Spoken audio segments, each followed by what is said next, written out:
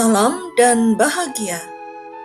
Saya Anastasia akan menyampaikan tugas modul 2.1, koneksi antar materi.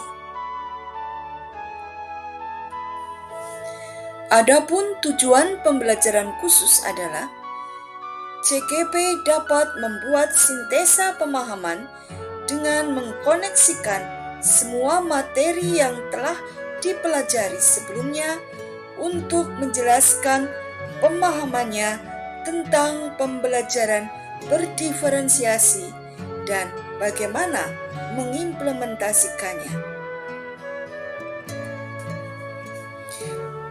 Kaitan materi pembahasan: 1. Filosofi Ki Hajar Dewantara.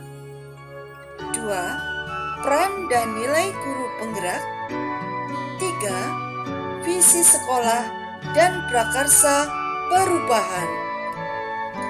4. Budaya positif. 5. Memenuhi kebutuhan dasar murid. 6. Pembelajaran berdiferensiasi.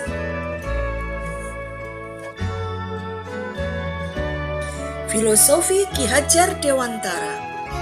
Guru menghamba pada siswa. Guru berpihak kepada murid. Guru menuntun siswa agar siswa memperoleh kebahagiaan dan keselamatan, dan guru memenuhi kebutuhan muridnya. Peran dan nilai guru penggerak. Guru penggerak memiliki peran penting dalam meningkatkan kualitas pendidikan di sekolah. Guru penggerak sebagai motivator, fasilitator dalam menumbuhkan semangat belajar siswa. Guru penggerak harus mengutamakan perkembangan murid dan menghadirkan pembelajaran sesuai kebutuhan murid.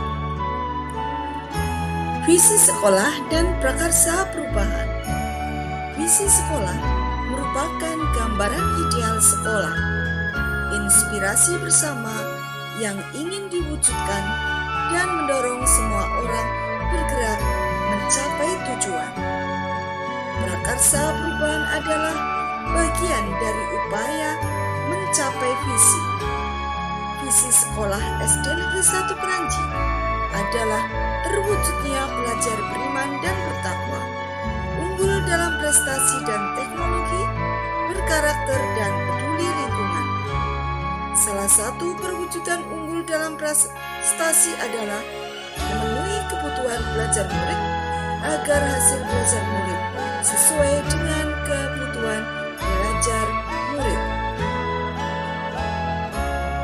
Budaya positif adalah nilai-nilai keyakinan kelas dan kebiasaan di sekolah yang berpihak pada murid agar murid tumbuh menjadi pribadi yang kritis, hormat, dan tanggung jawab.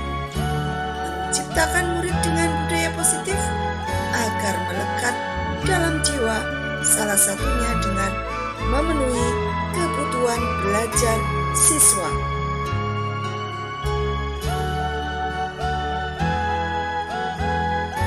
Memenuhi kebutuhan dasar murid. Setiap anak adalah unik dan memiliki kodratnya masing-masing. Kita sebagai guru adalah menyediakan lingkungan belajar yang memungkinkan setiap anak untuk dapat tumbuh dan berkembang maksimal sesuai dengan kodratnya masing-masing. Setiap murid yang duduk di kelas kita adalah individu yang unik. Seharusnya menjadi dasar dari praktik-praktik pembelajaran berdiferensiasi di kelas dan di sekolah, serta menjadi kerangka acuan mengevaluasi praktik-praktik pembelajaran kita. Pembelajaran berdiferensiasi adalah pembelajaran yang dikembangkan untuk merespon kebutuhan murid dalam belajar yang bisa berbeda-beda, meliputi kesiapan belajar, minat, potensi, dan gaya belajar. Bagaimana dengan pembelajaran diferensiasi? Apakah saya mengubah pemikiran saya sebagai akibat dari apa yang telah saya pelajari? Bagaimana perubahan pemikiran tersebut berkontribusi terhadap pemahaman saya tentang implementasi pembelajaran berdiferensiasi? Bagaimana pula saya tetap dapat bersikap positif walaupun banyak tantangan dalam penerapan pembelajaran berdiferensiasi ini? Mari kita simak pembahasan berikutnya.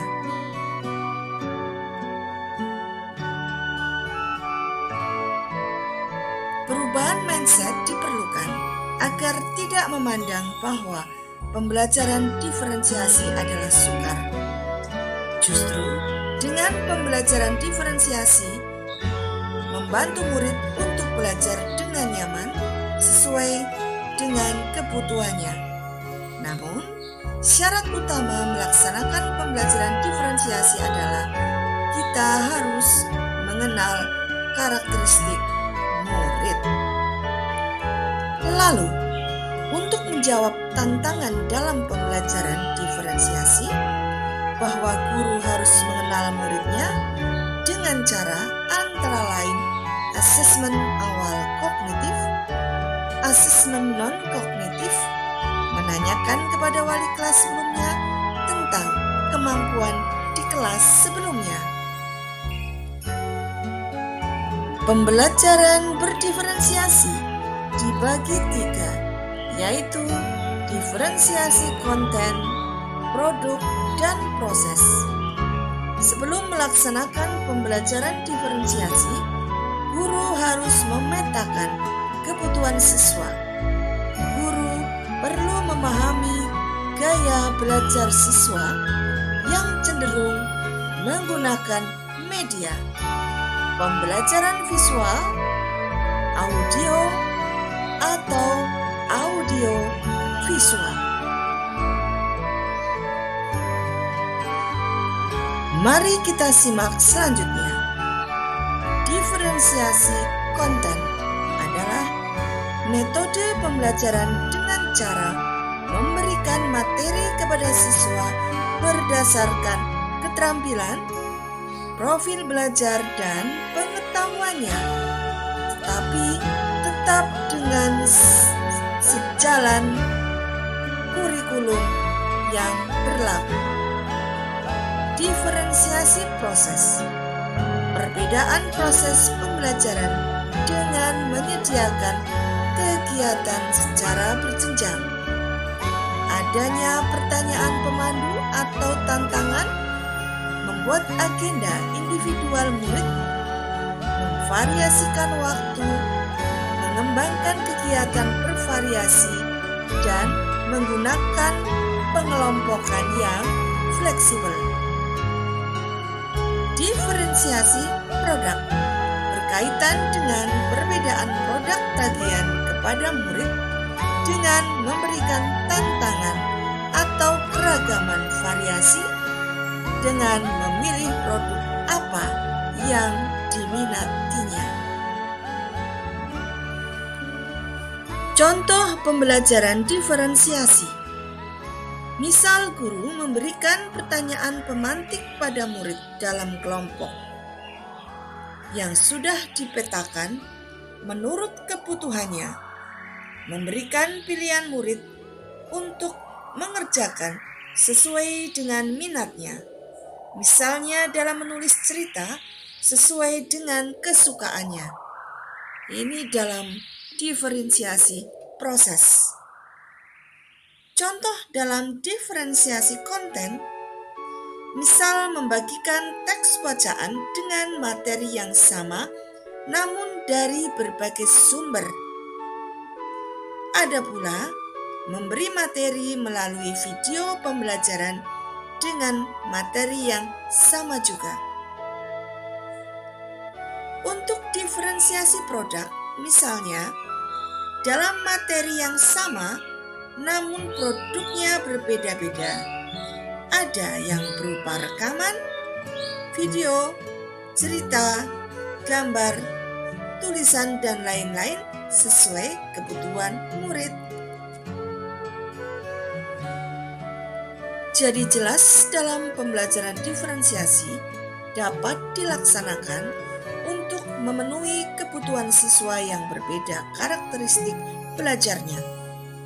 Guru harus dapat memilih profil belajar yang tepat untuk anak yang visual, auditori, atau kinestetik.